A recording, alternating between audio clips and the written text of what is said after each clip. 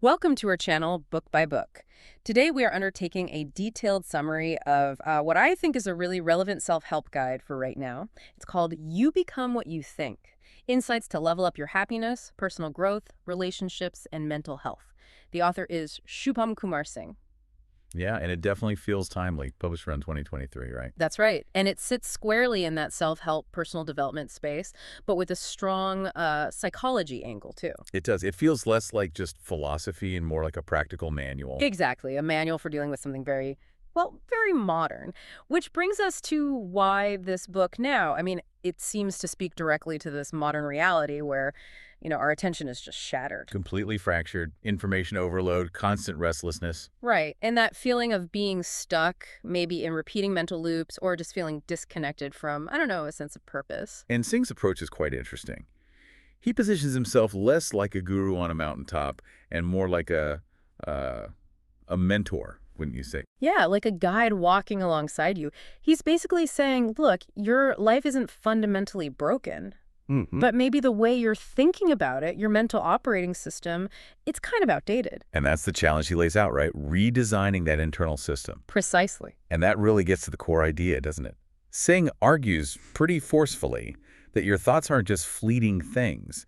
They are the actual architects. Architects of your identity, your relationships, even your happiness level. It's a big claim. It is. But the hook is compelling. If you pay conscious, deliberate attention to your thinking patterns, you essentially gain the power to redraw your life's blueprint. So it shifts the control inward, away from external circumstances. Entirely inward. He really drills down on this principle. If you keep thinking the same thoughts, you'll keep living the same life. It sounds simple, maybe even obvious. But it's incredibly hard to put into practice, isn't it? Exactly. Because the default for so many of us is that life happens to me mindset. You feel like you're just reacting to deadlines, social pressures, the news. Yeah, constantly putting out fires. Right. And Singh offers this structured path back to what he calls inner agency. He's saying your internal dialogue shapes how you perceive reality much more than the external events themselves. And that roadmap back to inner agency, that's really what we want to unpack for you, the listener, today. Here at Book by Book, our mission is to distill Singh's key lessons, simplify the frameworks he uses. Make them accessible. Yeah, and most importantly, provide you with those actionable takeaways, things you can use to actually start redesigning that mental blueprint. Shifting the focus back inside your own head, where your real power lies, according to Singh anyway. Right, managing your own thoughts. Yeah. Okay, let's get into it. Okay, so before we dive into the specific lessons, let's kind of set the stage. We need to understand the mechanics of change Singh proposes. The underlying architecture. Exactly. He starts with a really clear model for how our internal world creates our external reality. He calls it the thought reality chain. And it's a cascade. Thoughts lead to beliefs. Okay. Beliefs then shape your attitudes. Right. Attitudes influence your habits. Makes sense. And ultimately, your habits determine your outcomes. Thoughts, beliefs, attitudes, habits, outcomes. It's a powerful sequence. It is. And you mentioned this isn't just like a nice diagram. It connects to how our brains actually work, right? Neuroplasticity. Absolutely. That's the science behind it. When you have a thought, you literally carve a tiny neural pathway. Okay. Repeat that thought enough, and it strengthens, it hardens into a belief. That belief then colors your general attitude or outlook. Like wearing colored glasses. Precisely. Yeah. And that attitude dictates which habits feel natural or possible for you. And those habits, day in and day out, create your life's outcomes. So the beauty of this chain is what? It shows us where to intervene. Exactly. That's the crucial insight. It gets us a specific intervention point. Think about it. If you try to change the outcome, directly say you want more financial success. You're fighting against everything that came before it. You're fighting years, maybe decades, of ingrained habits, attitudes, and probably limiting beliefs about money. Yeah. It's an uphill battle. Okay. But, Singh argues, if you intervene early in the chain, right at the level of thought, You get leverage. massive leverage. Yeah. By consciously choosing a different thought, more supportive one, you start carving a new neural pathway. You begin reshaping the entire structure from the ground up much more naturally. That makes sense. But hang on, doesn't it work the other way too? Like, doesn't a bad outcome reinforce the negative thought? If I fail at something... The outcome. Yeah, the outcome. Doesn't that failure immediately cement the belief that I'm just not good at this? It feels like a loop. That's a really sharp point. It is a feedback loop. Yeah. And Singh addresses this, maybe more implicitly, through another key concept we need to discuss, the observer self. Okay, the observer self. Yes. So when that negative outcome happens and the negative thought pops up, I failed again, the observer self is the part of you that can step back before that thought solidifies into a fixed belief. So it's like a circuit breaker? In a way, yes. It's that moment of self-awareness that interrupts the automatic negative reinforcement. You notice the thought without immediately becoming it. Okay, that distinction is important. We'll come back to the observer self. But sticking with practical application, Singh also really emphasizes reducing the friction between deciding to do something and actually doing it. Yes, the intention-action gap. Right. And this leads him to what he calls the mind habit loop. The core idea is the moment you set a goal, you should immediately form a habit around it. Don't wait for motivation. Don't wait until you feel like it. Just act. Because that delay is where goals go to die, right? Often, yes. Psychologists sometimes call it the valley of despair, that gap where the initial excitement fades and the cognitive effort feels too large. Huh. Valley of despair, I like that. And Singh actually structures the book itself to combat this. He uses a micro-insights format, meaning the chapters are deliberately short, focused, almost self-contained. Each one delivers a specific insight that you can, theoretically, apply immediately. So you don't have to read the whole book sequentially. You don't. His structure encourages you to dip in based on what you need right now. Feeling anxious? Go to that micro-insight, apply the technique. Feeling stuck on a habit? Find that chapter. So it reinforces application over just passive reading. Precisely. It's designed to make the transformation feel more identity-based. I am someone who applies these ideas, rather than just knowledge-based, I read a book about these ideas. That makes sense. Okay, so we have the thought reality chain, the mind habit loop.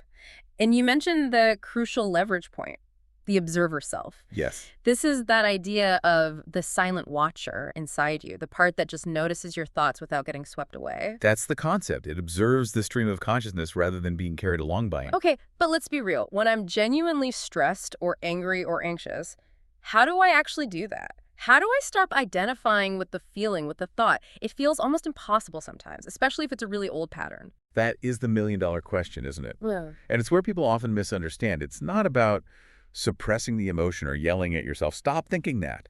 That never works. Right. Makes it worse, usually. Usually. Singh emphasizes that accessing the observer self is an exercise in metacognition. Thinking about thinking. Exactly. And the goal is to create that crucial bit of space between stimulus and response. That tiny gap is where your freedom lies. So how do you create this space? Practically. The language you use internally is key. It needs to be neutral, detached. So when a wave of worry hits, instead of thinking, I am worried, you consciously rephrase it internally. I am noticing the presence of worrying thoughts. Ah, okay. I am noticing. That simple shift from I am to I am noticing establishes you as the watcher, not the thought itself. It creates distance. It separates you from the thought. Yes. And that distance is the leverage point. It allows you to choose a different response, to consciously break that old thought-reality chain reaction. It definitely takes practice, like building any muscle, but that separation is where you reclaim your agency. Got it. Okay, that architecture makes sense. Thoughts lead to outcomes, habits lock things in, and the observer gives us the space to choose differently. That's the foundation. Right. So now that we have that blueprint, let's dive into the core lessons themselves. Singh lays out 6 key transformative ideas to help us, move from being controlled by our thoughts to actively shaping them. From reactive to proactive. Exactly. Okay, lesson 1. Singh points out something pretty obvious but profound. Most of our mental suffering comes from our thoughts drifting away from the present moment. Right. Either dwelling on the past, regrets, mistakes, should-haves. Or jumping into the future, anxieties, worries, what-ifs. And he sums it up so simply.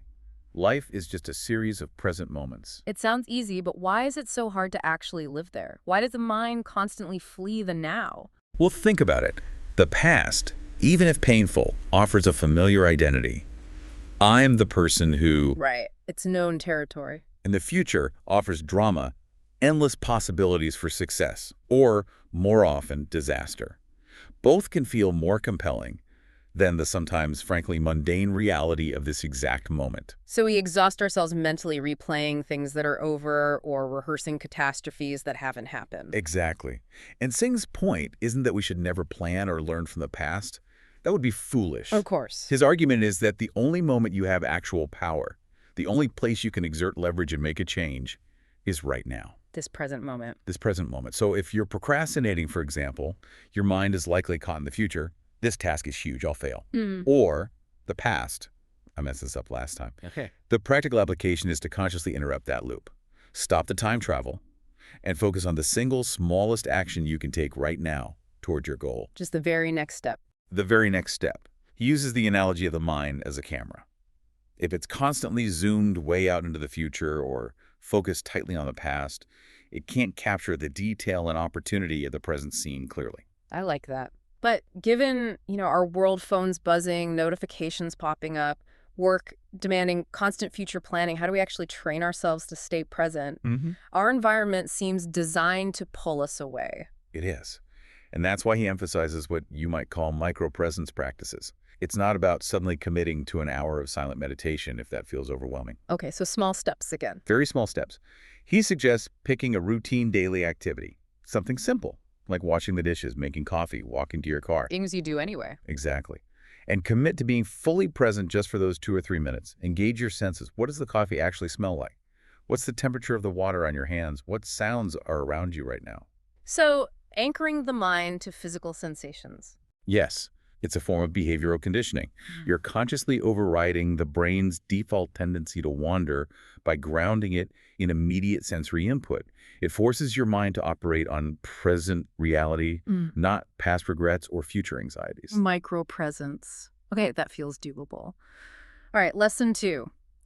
This concept, the second dart, is maybe one of the stickiest ideas in the book. It's really memorable. It really resonates with people, yeah. So Singh explains that suffering basically has 2 parts. There's the first dart, that's the initial painful event, the thing you often can't control. Like losing your job, getting negative feedback, a relationship ending, life's inevitable stings. Right, the unavoidable pain. But then, he says, there's the second dart. And this one is the internal self-inflicted pain that follows. The mental replay loop. The self-blame, the rumination, the why me, the catastrophic thinking. And Singh's big point is, most of our prolonged misery doesn't come from the first dart. It comes from us repeatedly throwing that second dart at ourselves. It's the difference between what some call clean pain and dirty pain. Clean versus dirty pain. Yeah. The first dart is clean pain. It's necessary information. It signals something needs attention, something's wrong. But the second dart, that's dirty pain.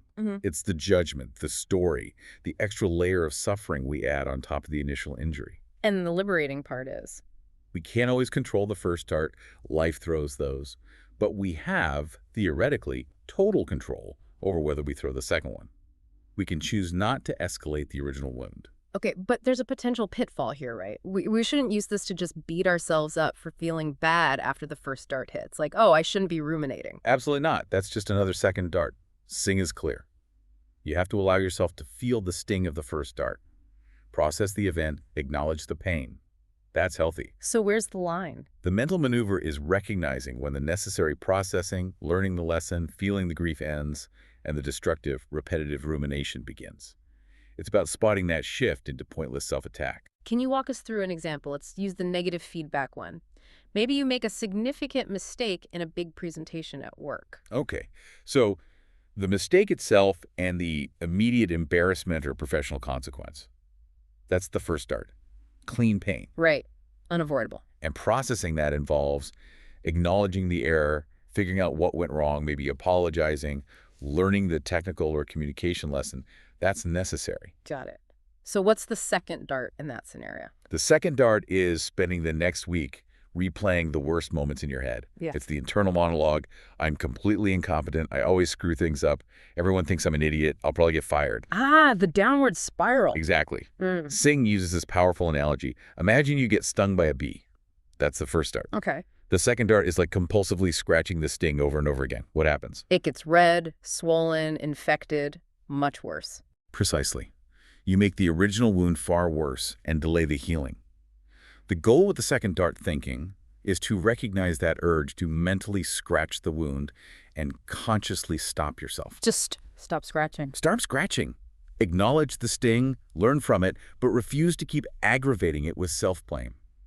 It's an act of self-compassion, really, and it dramatically speeds up emotional recovery because you're not making the event mean something terrible about your fundamental character. Okay, lesson 3 brings us right back to action. This ties directly into that thought-reality chain we talked about.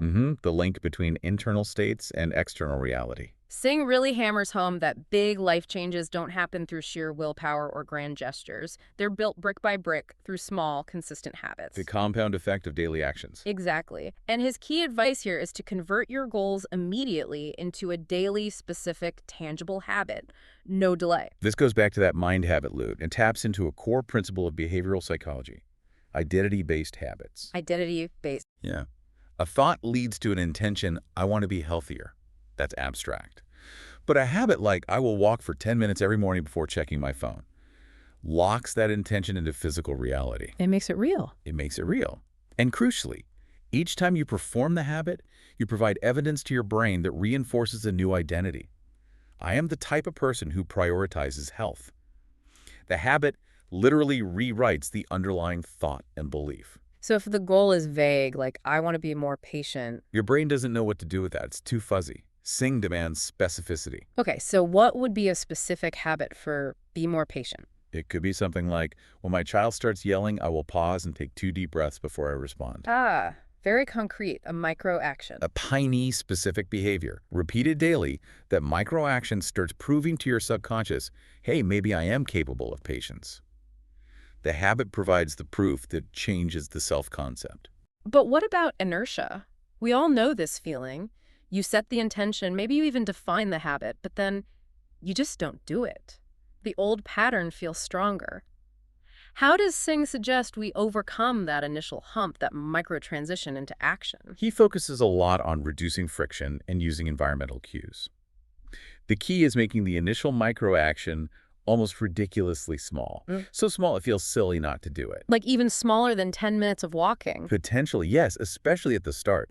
If the goal is be more confident, maybe the starting micro action isn't speak up in every meeting. Maybe it's just make eye contact with the cashier and say thank you clearly. Wow, okay. That's really micro. It's about getting a win. It's about building momentum. It's not about the massive transformation today. It's about installing the pattern of action. So habits are like the scaffolding. That's a great way to put it. Singh sees habits as the essential scaffolding that supports the mental structure you want to build. If you have this grand architectural plan in your mind, confidence, resilience, focus, but you don't build the daily scaffolding of habits. The whole thing just stays a blueprint or collapses. Exactly. The thought remains just a sketch, vulnerable to collapsing under the weight of your old ingrained patterns. The habits make it solid. All right, lesson 4 moves into slightly deeper territory. It's about the invisible frameworks we use to interpret everything. The underlying assumptions. Yeah.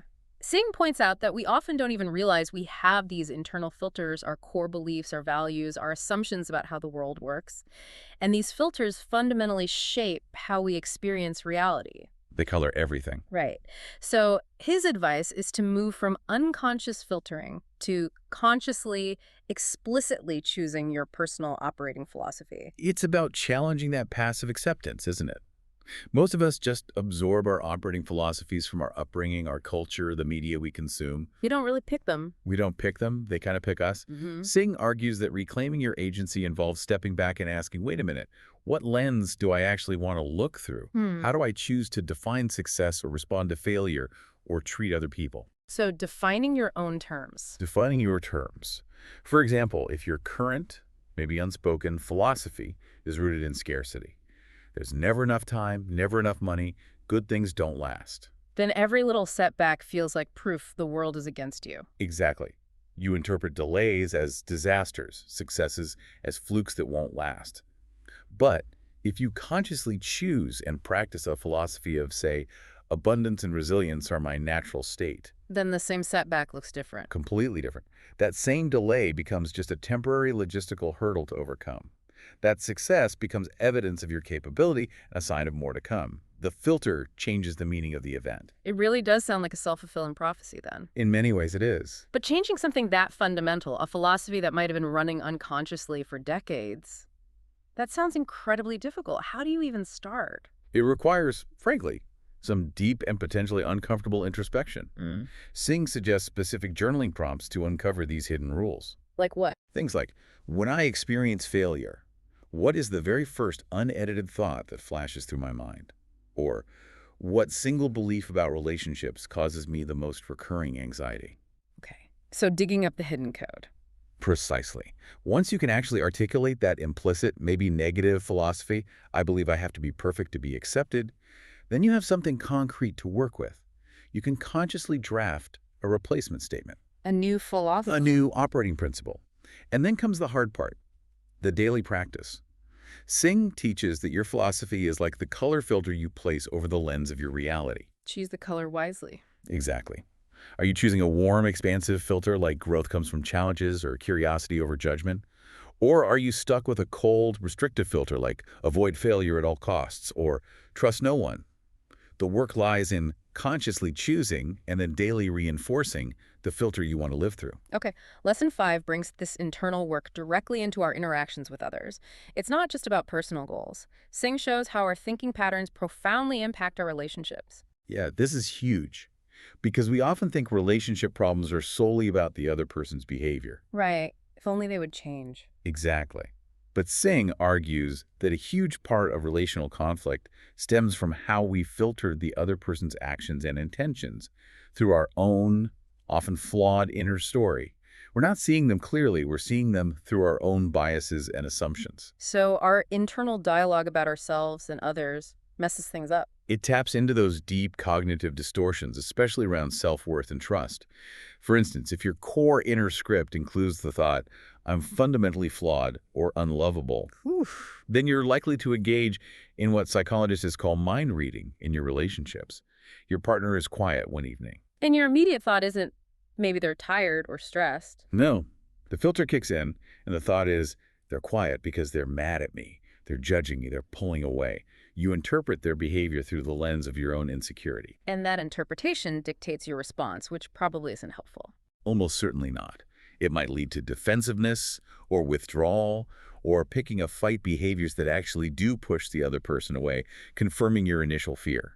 Wow, okay. So our thoughts about ourselves, am I worthy, and our thoughts about others, can they be trusted, are constantly shaping the relationship dynamics. Profoundly. Singh's message here is quite radical. If you want better, stronger, healthier relationships, the quickest and most effective starting point isn't trying to change the other person. It's changing your own inner script about them and about yourself in relation to them. Precisely. Change the mental script, and you change the relational story. Can you give a concrete example of how rewriting that script actually changes the interaction? Sure. Let's say someone has an ingrained belief, maybe from past hurts. Hmm. People I care about eventually let me down or leave me. It's a deep fear. Okay. Now, when a loved one inevitably does something disappointing, maybe they forget an important date or say something insensitive without meaning to, The old script gets triggered. instantly. And that script dictates a response. Maybe anger, accusations, shutting down emotionally. It's a protective mechanism based on the fear of abandonment. Makes sense. So how does changing the script help? If you consciously work on replacing that script with something like, I assume positive intent from people I trust until proven otherwise, or disappointments happen but they don't mean the relationship is doomed, or I am capable of handling disappointment. It changes your reaction. Changes your behavior in that moment. Instead of reacting automatically with anger or withdrawal, you might pause. You might choose to express your hurt from a place of vulnerability. I felt sad when you forgot, rather than accusation. You always forget. You might ask a clarifying question with curiosity instead of judgment. So the thought really is like the code behind the relationship software. That's a perfect analogy. Your thoughts are the programming code. If you rewrite the lines of code based on fear, mistrust, or unworthiness, and replace them with code based on trust, curiosity, and self-worth, the behavior of the whole system, the relationship, fundamentally changes. All right, the final lesson, lesson 6. This one connects everything directly to our overall mental well-being. Singh essentially argues that mental health outcomes aren't just random. They're often direct results of the thought patterns we consistently reinforce and the positive habits we neglect. Yeah, he views things like persistent low mood, generalized anxiety, chronic stress, even those comparison traps we fall into. Less as fixed states and more as signals. Exactly. Signals that the underlying thought processing system needs attention. It needs recalibration, like a machine running inefficiently. So it's a more preventative and skills-based approach to mental health. Very much so. Huh. And he specifically calls out the damage done by comparison culture, especially in the age of social media. Oh, definitely. The highlight reels versus our behind-the-scenes reality. Precisely. We compare our messy, complex, often struggling inner world and daily life, our exhaustion, our failures, our doubts, to other people's carefully curated, filtered, best moments only public image. And the inevitable result is feeling inadequate. Perpetually inadequate. It's a highly efficient way to generate negative thoughts about ourselves and our lives. Singh urges us to recognize comparison not as an objective assessment of reality, but as a destructive habit of negative thinking. So what's the alternative? We can't just ignore what others are doing. The shift he advocates is towards internal metrics. Instead of comparing outwards, focus inwards. Cultivate gratitude for what you do have in your current situation. Foster curiosity about your own unique path and progress. Practice presence in your own efforts and experiences rather than constantly looking over your shoulder. Easier said than done, but okay. So if our thought patterns are the therapy points, as Singh suggests, what are some actionable strategies he recommends for maintaining mental hygiene, especially when those thoughts start spiraling towards anxiety or depression? He emphasizes techniques rooted in cognitive restructuring, which is a core part of cognitive behavioral therapy, CBT. Okay, how does that work in practice? Well, take anxiety. When anxiety hits, the thoughts are often catastrophic, worst-case scenario focused. This project will fail, and I'll lose my job, and everything will fall apart. Yeah, the snowball effect. Right. Singh's application is to use that observer self we talked about, to catch the catastrophic thought. Hmm. Then consciously challenge it and replace it with a more balanced, realistic assessment. Not just positive thinking, but realistic thinking. Exactly. It's not about denying potential problems. It's about proportional thinking. Hmm. So you might ask yourself, okay, what is the most likely outcome here, realistically? What resources do I actually have to handle that outcome if it happens? What's one small step I can take right now to mitigate the risk? It grounds the fear in reality. It grounds it. It takes the power out of the extreme, unlikely catastrophe. And this brings us to his final, really useful analogy for this lesson. Okay. Your mind is like a garden. A garden. Okay. Negative automatic thoughts, the worries, the self-criticism, the comparisons, they're like weeds that inevitably pop up. They just appear. They just appear. And mental health, according to Singh, isn't about achieving some impossible state of being perfectly weed-free forever. That's frustrating and unrealistic. So what is it then? It's about the ongoing, active process of tending the garden. It's about consistently noticing the weeds and pulling them out, challenging negative thoughts. It's about actively planting positive seeds, installing helpful beliefs and habits. And it's about making sure you let the sunlight in things like presence, self-compassion, connection. It's active daily maintenance, not a one-time fix. Exactly. Consistent, mindful gardening of your own mind. Okay, this is where the rubber meets the road. We've talked about the concepts, the lessons. Now let's get practical. Moving from theory to doing. Right. Singh really stresses that this book is meant to be used, like a workbook. So we've pulled together 10 specific actionable takeaways based on the source material. These are things you, the listener, can literally start doing today to begin rewiring that internal programming. Think of it as the starter kit, moving from understanding the blueprint to actually picking up the hammer and nails. These steps integrate those 6 lessons into immediate small behaviors. Okay, let's go through them. Number 1, focusing on presence. Start a present moment journal. How does that work? The key is constraint. Every evening, maybe before bed, write down just 3 specific things you experienced fully in the present moment that day without multitasking. Focus on sensory details. Maybe the taste of your morning coffee, the feeling of the sun on your skin during a walk, the specific sound of a bird outside your window. Describe the sensory input. This actively trains your attention away from mental time travel. Okay, I like that. Number 2, tackling the inner critic using the second DART idea. Identify internal sabotage. Right. When you feel that familiar sting, frustration, sadness, feeling stuck, pause immediately. Ask yourself, what specific second dart am I throwing at myself right now? What's the self-blaming or overly harsh thought? And write it down. Actually articulate it. And then make a conscious commitment to yourself. I refuse to throw this particular dart for the rest of the day. It's a small but powerful act of stopping the self-aggravation. instant self-compassion. Okay. Okay. Number 3, connecting to the mind-habit loop. Habit conversion, micro-action. Take one goal you have right now, maybe something you've been putting off, convert it into a concrete habit that takes 5 minutes or less to do, and start it today. Examples.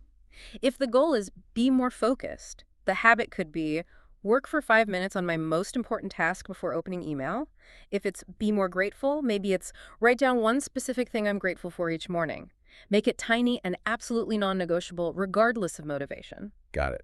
Number 4, clarifying your internal filter. Define your filter, personal philosophy. This one requires a bit of thought. Write down a single sentence that represents a guiding philosophy you want to operate from. Make it actionable, not just abstract. Maybe I choose curiosity over immediate judgment. Or I approach challenges as opportunities for growth. Or my well-being is my responsibility, something clear and positive. Then commit to reading that sentence aloud to yourself each morning. Setting the intention for the day's interpretations. Oh. Okay. Number 5, for improving connections.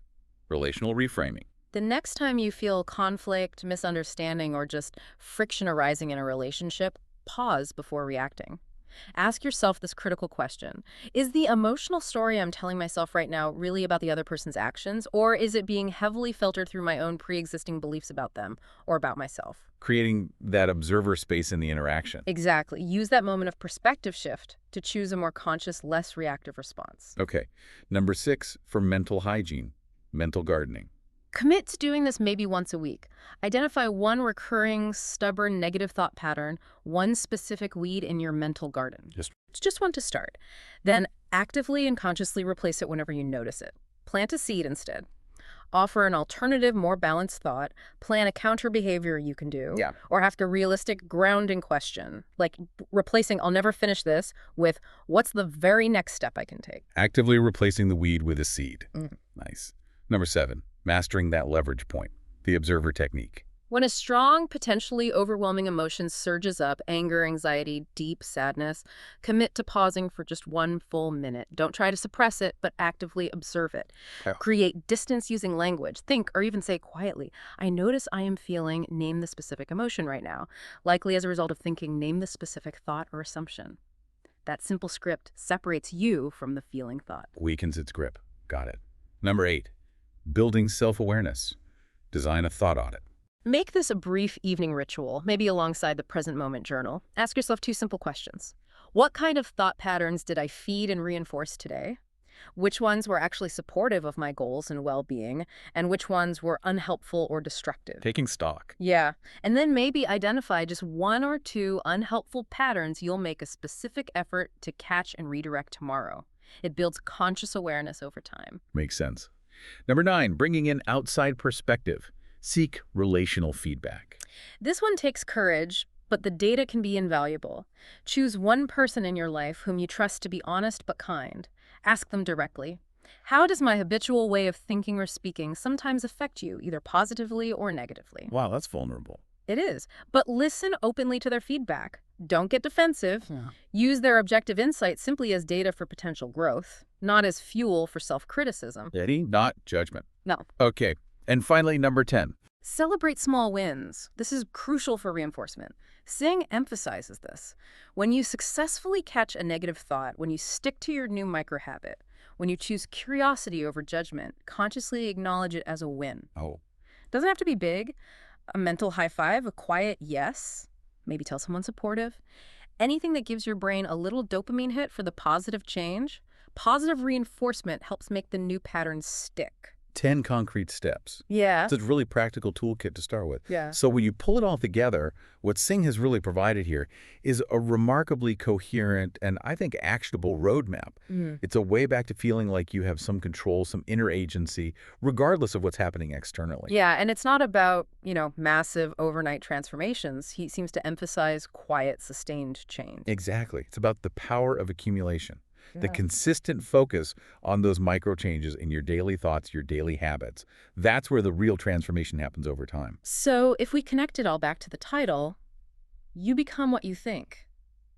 It really boils down to intentionality, doesn't it? Absolutely. When you become intentional about your thinking, when you consciously choose your interpretations, your responses, your focus, those tiny actions, You stop being just a passive reactor to life's events. You become more of an active architect. An active architect of your experience. You start to reclaim that control, that agency, and you genuinely begin to shape your reality to become what you consciously choose to think. And Singh really has a knack for boiling these big psychological ideas down into memorable phrases. Let's recap a few of the most powerful quotes or insights from the book. Good idea. This one captures the whole system. Our thoughts are the architects of our reality, shaping our perceptions, emotions, actions, and overall well-being. That lays out the whole premise. And this one, anchoring the importance of presence. Life is just a series of present moments. The past is done. The future is unknown. You have the now. Simple, but so fundamental. And the reminder about self-compassion, escaping that second dart. Much of our pain is felt when we throw a second dart at ourselves long after the first wound has landed. Such a visual. It really is.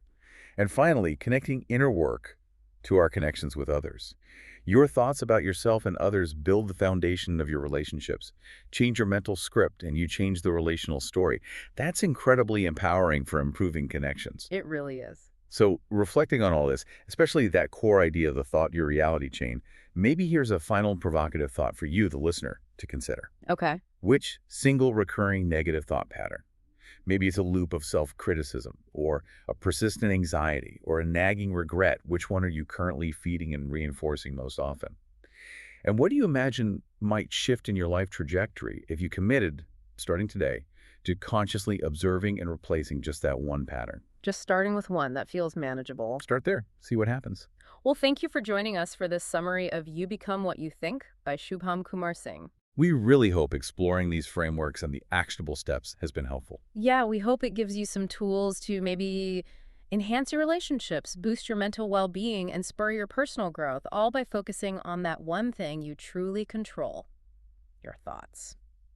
If you found this summary helpful, please do remember to subscribe to our channel Book by Book. Subscribing means you won't miss out on more helpful book summaries like this one. And please also consider sharing it with others who might benefit and giving it a like. That engagement really motivates us to keep digging into great books and bringing you the best summaries we can. We really appreciate your support.